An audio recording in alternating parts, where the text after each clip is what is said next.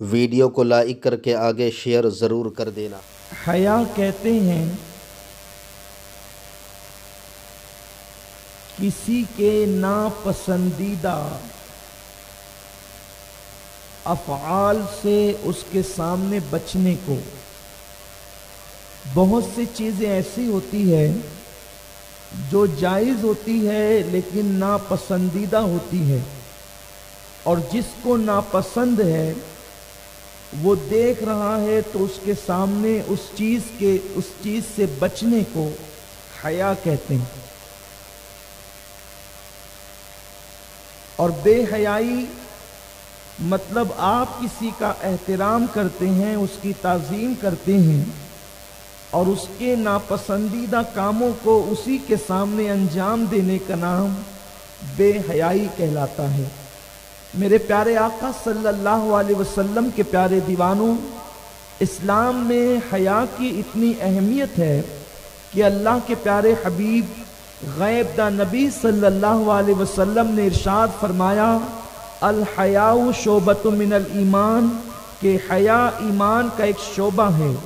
بخاری شریف کی حدیث ہے، اللہ کے رسول صلی اللہ علیہ وسلم فرماتے ہیں کہ ایمان کی 70 سے زیادہ شاخیں ہیں، ایمان کے 70 سے زیادہ درجات ہیں، اور اس میں سب سے کم تر درجہ یہ ہے کہ رستے سے کسی تکلیف دہ چیز کو ہٹا دینا۔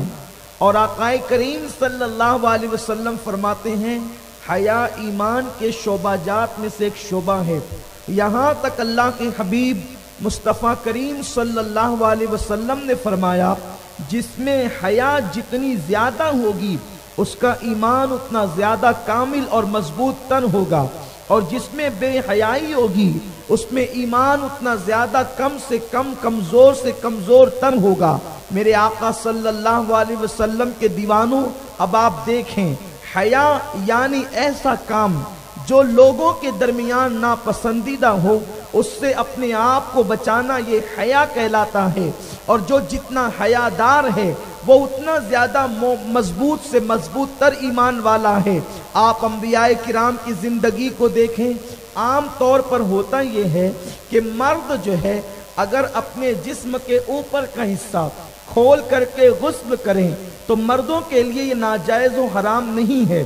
آپ دیکھتے ہیں عام طور پہ مرد گرمی کے موسم میں کرتا بھی اتار لیتے ہیں، بنیان بھی نکال لیتے ہیں، کوئی ناجائز نہیں، کوئی حرام نہیں، بلکہ یہ مکروہ تحریمی بھی نہیں ہے۔ لیکن آپ حضرت سیدنا موسیٰ علیہ نبینا علیہ السلام کی زندگی کو اٹھا کر کے پڑھیں کہ آپ کی قوم میں یہ طریقہ رائج تھا کہ لوگ جو ہیں اپنے کپڑے اوپر کے نکال کر دریا پہ غسل کیا کرتے تھے، لیکن حضرت سیدنا موسیٰ علیہ السلام نے اپنی قوم کے سامنے کبھی اپنے اوپر کا کرتا نکال کر بھی غسل نہیں کیا، اس لیے کہ حیا آپ میں اتنی جو تھی۔ تو قوم ہوتی ہے، لوگ ہوتے ہیں، لوگوں کی سوچیں اپنی ہوتی ہے، لوگوں کی فکر اپنی ہوتی ہے۔ جب کوئی بندہ کسی چیز کو چھپاتا ہے تو لوگ اچھا گمان کرنے کی بجائے بدگمانی کرتے ہیں، اور بدگمانی گناہ کبیرہ ہے۔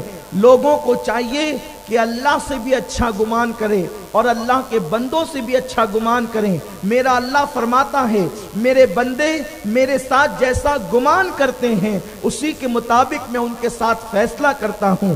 بندوں کے ساتھ بھی بدگمانی حرام ہے اور یہ گناہ کبیرہ ہے۔ میرے پیارے آقا صلی اللہ علیہ وسلم کے پیارے دیوانوں، حضرت سیدنا موسیٰ علیہ السلام اوپر کے کپڑے بھی اتارتے نہیں تھے اور اسی انداز سے غسل کرتے تھے، یا اگر اوپر کے کپڑے یعنی کرتا شریف اتارنا ہوتا تو آپ لوگوں سے چھپا کر غسل کرتے تھے۔ تو قوم کے اندر کچھ لوگوں نے اس بات کو پھیلا دیا کہ حضرت موسیٰ علیہ السلام کے بدن میں کوئی عیب ہے، اسی لیے حضرت موسیٰ علیہ السلام جو ہے وہ چھپ کے غسل کرتے ہیں یا ہمارے سامنے کپڑے نہیں اتارتے۔ اگر ان کے بدن میں عیب نہ ہوتا تو یقیناً یہ جو ہے ہمارے سامنے جیسے ہم کپڑے اتارتے ہیں، لیکن ان بے حیاؤں کو کون سمجھائے کہ نبی اپنے زمانے کا سب سے زیادہ باحیا ہوا کرتا ہے، اور نبی وہ ہوتا ہے جس کو اللہ نہ اخلاق میں کوئی عیب دیتا ہے، نہ کردار میں کوئی عیب دیتا ہے، نہ صورت میں کوئی عیب دیتا ہے، نہ سیرت میں کوئی عیب دیتا ہے۔ نبی اپنے زمانے میں بے عیب ہوا کرتا ہے، بلکہ اپنے زمانے میں نہیں، ہر زمانے میں بے عیب ہوتا ہے۔ نہ اس کے جسم میں عیب، نہ اس کے نام میں عیب، نہ اس کے نسب میں عیب، نہ اس کی سیرت میں عیب، نہ اس کی صورت میں عیب۔ اب بتاؤ اسی کو بے مثلیت نہیں کہتے تو اور کیا کہتے ہیں؟ اللہ اکبر۔ اسی لیے دیکھیں انبیاء کا نسب بھی بے عیب ہوتا ہے، ان کے نام بھی بے عیب ہوتے ہیں۔ اسی لیے آدم سے لے کر مصطفیٰ جان رحمت تک آپ سارے نبی کے نام دیکھ لیں، زمانے میں سب سے خوبصورت نام پیغمبر کا ہوا کرتا ہے، زمانے میں سب سے حسین نام پیغمبر کا ہوا کرتا ہے۔ اللہ اکبر۔ میرے آقا صلی اللہ علیہ وسلم کے دیوانوں جناب موسیٰ علیہ السلام پہ انہوں نے عیب لگائے، ان کی حیا کا انہوں نے غلط مفہوم لیا کہ اگر ان کے جسم میں عیب نہ ہوتا تو پھر یہ چھپ کر نہیں نہاتے، حالانکہ وہ حیا تھی، شرم تھی کہ آپ اوپر کا کرتا بھی نہیں اتارتے تھے۔ اللہ کو کب گوارا ہے کہ نبی پہ عیب لگے اور قدرت چپ رہے، مشیت خاموش رہے۔ ایک دن حضرت موسیٰ علیہ السلام تنہائی میں اپنا کرتا اتار کر، کرتا شریف اتار کر غسل فرما رہے دریا کے کنارے پر، کیونکہ آپ کرتا شریف اتارتے نہیں تھے لوگوں کی حیا کی وجہ سے، اور آپ نے کوئی تھا نہیں تو کرتا اتار دیا، اور کرتا اتار کر کے آپ نے ایک پتھر کے نیچے رکھا، اور اس پتھر کی خصوصیت یہ تھی کہ اس پتھر کو حضرت موسیٰ علیہ السلام ہمیشہ اپنی جھولی میں رکھا کرتے تھے۔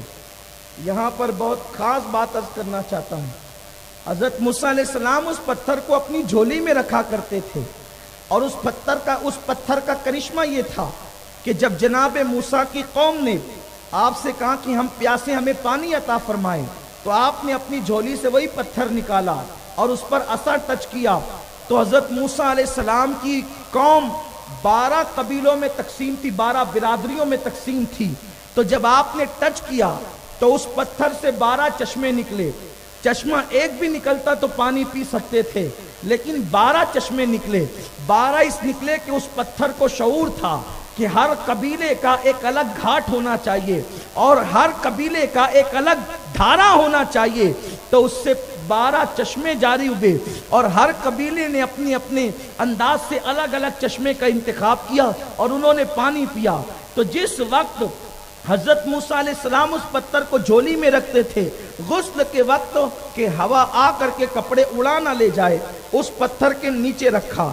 اب حضرت موسیٰ علیہ السلام نے غسل کیا، چونکہ اوپر کے کپڑے اتار کر پتھر کے نیچے رکھے تھے، غسل کیا، اور جیسے دریا سے باہر تشریف لائے، اس پتھر کو اللہ نے حکم دیا کہ وہ حضرت موسیٰ کے کپڑے لے کر کے آگے دوڑتا رہا۔